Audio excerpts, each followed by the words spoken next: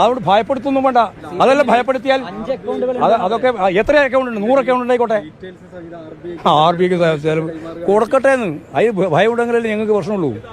ഞങ്ങൾക്ക് അതിൽ ഭയത്തിന്റെ പ്രശ്നം ഉപയോഗിക്കുന്നില്ല. MV ഗോവിന്ദൻ മാസ്റ്ററുടെ ഈ വാക്കുകൾ അത് ചെന്ന് തറക്കേണ്ടത് EDയുടെ നെഞ്ചത്ത് തന്നെ ആയിരിക്കണം.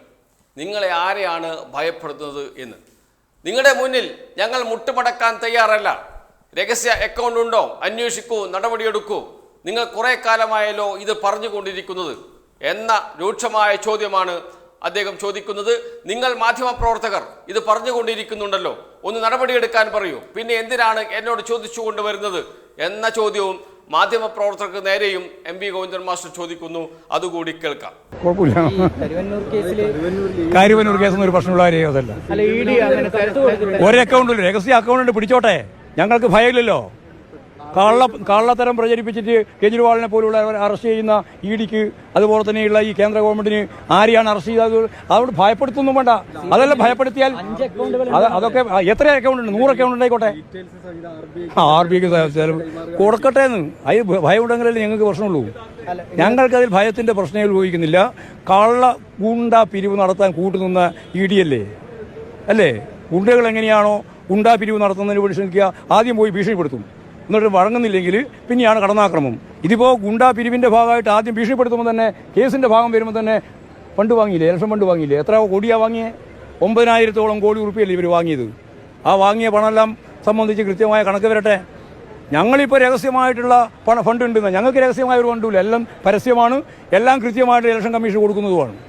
അതിലൊന്നും ഭയപ്പെടുത്തേണ്ട കാര്യമൊന്നുമില്ല. അതിലും വേറെ ആളെ അശോക് ചൗഹാനെ പോലുള്ളവരെ ഭയപ്പെടുത്തിയാൽ ഞങ്ങളെ ഭയപ്പെടുത്താൻ നോക്കണ്ട. ആർക്ക് എത്തുകൊടുക്കാൻ ഞങ്ങൾക്ക് പ്രശ്നമില്ല. അസാധാരണ സാഹചര്യം തന്നെയാണ് എടുത്തുകൊണ്ടിരിക്കുന്നത്. കേജ്രിവാളിനെ അറസ്റ്റ് ചെയ്ത് അസാധാരണ സാഹചര്യമല്ലേ? പക്ഷേ അതൊന്നും കേരളത്തിൽ കൊണ്ടുവന്നിട്ട് ഇവിടെ ഇടതുപക്ഷ ജനാധിപത്യ മുന്നണിയെയും ഗവൺമെന്റിനെയും തകർക്കാൻ കഴിയുമെന്ന് നിങ്ങൾ ധരിക്കണ്ട. അത്രയേ ഉള്ളൂ. രഹസ്യമായിട്ട് ഒരു അക്കൗണ്ടും ഇല്ല, കൃത്യമായിട്ടുള്ള അക്കൗണ്ട് ഉണ്ട്. അതെ, കണ്ടുപിടിക്കട്ടെ. ഇടിക്കുന്ന പണി പിന്നെ പിടിക്കട്ടെ. ഗുണ്ടാപ്പണി എടുത്താൽ മാത്രം പോരല്ലോ, അവരിതെല്ലാം കണ്ടുപിടിക്കട്ടെ. ഞങ്ങൾക്കതിൽ ഭയമില്ല, ഞാൻ പറഞ്ഞില്ലേ. പിന്നെ എന്തിനാ വെറുതെ ചോദിച്ചുകൊണ്ടിരിക്കുന്നത്? ഞങ്ങളെ വരട്ടാനും നോക്കണ്ട. ഇതിനൊന്നും പിന്നെ മുട്ടു മടക്കുകയും ചെയ്യില്ല. ഞങ്ങൾ ശാക്തിയായിട്ട് ഇതിനെ എതിർത്തുകൊണ്ട് മുമ്പോട്ടേക്ക് പോകും. ആയിക്കോട്ടെ എന്ന്. അത് ഉണ്ടായത് പറഞ്ഞാൽ പോരല്ലോ, പിടിക്കണ്ടേ? എന്താ പിടിക്കാതെ? കുറേ കൊല്ലമായാലും പറയാൻ തുടങ്ങിയിട്ട്. നിങ്ങൾക്കൊരു ചുക്കും അതിൻ്റെ മേലെ ചെയ്യാനാവില്ല.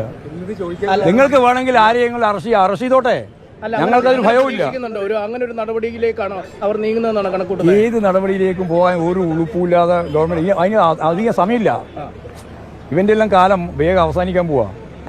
26-ാം തീയതി കഴിഞ്ഞ് അടുത്ത മാസം 4-ാം തീയതി ആകുമ്പോഴേക്ക് ചിത്രം വരുമല്ലോ. അപ്പോൾ നമുക്ക് ബാക്കി കാര്യം അന്നേരം പറയാം. അക്കൗണ്ട് ഇല്ലാന്ന് ഞാൻ പറഞ്ഞിട്ടില്ലല്ലോ. ഏതെങ്കിലും അക്കൗണ്ട് ഉണ്ടെങ്കിൽ നിങ്ങൾ കണ്ടുപിടിച്ചോട്ടെ. അതെ, വിവരങ്ങളുടെ പിന്നെ കൊടുക്കാൻ നിൽക്കണ്ടല്ലോ, പിടിക്കാലോ. അതൊന്നും കാര്യ വിവരങ്ങൾ ഇവന്റെ കയ്യിലുണ്ടെങ്കിൽ പിന്നെ പിടിച്ചുകൂടെ? പിന്നെന്തിനാ പിടിക്കാൻ നിൽക്കുന്നത്? കൊടുക്കട്ടെ, പിടിച്ചോട്ടെ. CPIM എന്ന രാഷ്ട്രീയ പാർട്ടിയുടെ സംസ്ഥാന സെക്രട്ടറിയാണ് MV ഗോവിന്ദൻ മാസ്റ്റർ. അദ്ദേഹം ഇത്രയും കർശനമായി ഉറച്ച നിലപാടിൽ എന്തെങ്കിലും പറയുന്നുണ്ട് എങ്കിൽ അതിൻ്റെ വരും വരായികൾ ആലോചിക്കാതിരിക്കില്ലല്ലോ. തീർച്ചയായും ആലോചിക്കും. അങ്ങനെ വരും വരായികൾ ആലോചിച്ചുകൊണ്ട് തന്നെയാണ് MV ഗോവിന്ദൻ മാസ്റ്റർ പറഞ്ഞത്, നിങ്ങൾ നടപടിയെടുക്കൂ, കുറേ കാലമായല്ലോ പറഞ്ഞുകൊണ്ടിരിക്കുന്നത് എന്ന്. ഒരു നടപടിയെടുക്കാനും EDക്കോ കേന്ദ്ര അന്വേഷണ ഏജൻസികൾക്കോ കഴിയില്ല. ഇപ്പോൾ എടുത്ത നടപടികൾ തന്നെ EDക്കുള്ള വിശാല അധികാരം വെച്ചുകൊണ്ട് മാത്രമാണ്, തെളിവുകളുടെ അടിസ്ഥാനത്തിലല്ല. EDക്കുള്ള കേന്ദ്ര അന്വേഷണ ഏജൻസിയായ EDക്കുള്ള വിശാല അധികാരമുണ്ട്. കേന്ദ്ര സർക്കാർ നൽകിയ വിശാല അധികാരം, ആ അധികാരം സുപ്രീം കോടതി അംഗീകരിച്ചിട്ടുണ്ട്.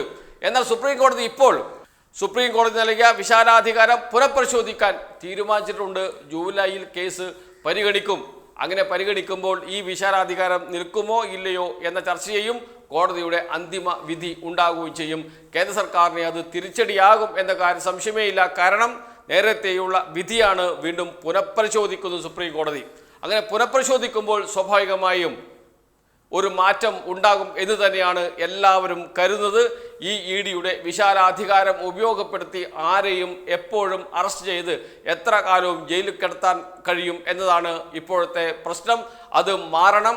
അതുമാത്രമല്ല, ഒരാൾക്കെതിരെ കേസെടുത്തു കഴിഞ്ഞാൽ എനിക്കെതിരെ കേസില്ല എന്ന് തെളിയിക്കേണ്ട ഉത്തരവാദിത്വം ആ പ്രതിയുടെ മുകളിൽ കെട്ടിവെക്കുന്നതാണ് വിശാലാധികാരം എന്ന് പറയുന്നത്.